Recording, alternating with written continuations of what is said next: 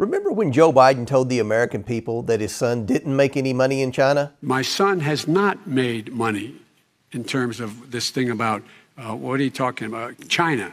Well, not only did he lie about his son Hunter making money in China, but it also turns out that $40,000 in laundered China money landed in Joe Biden's bank account in the form of a personal check.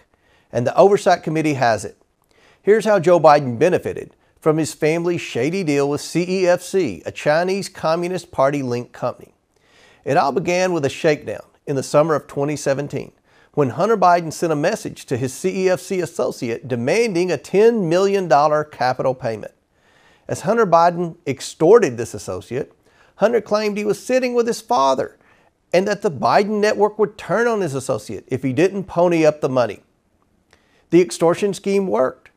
Days later, $5 million flowed in from a Chinese affiliate of CEFC. Over the following 3 weeks, Biden family members made a series of complicated financial transactions to hide the source of the China money.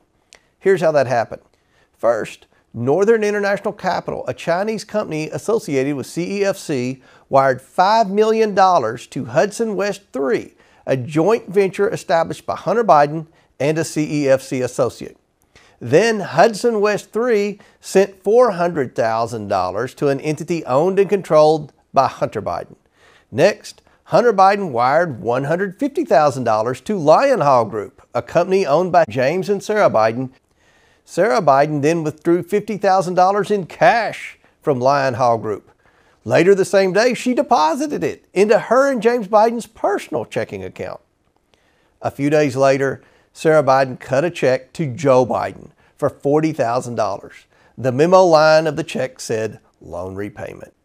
Like the payment to Joe from AmeriCorps funds, it's certainly plausible that this payment where James and Sarah used funds from China was indeed a loan payment to Joe.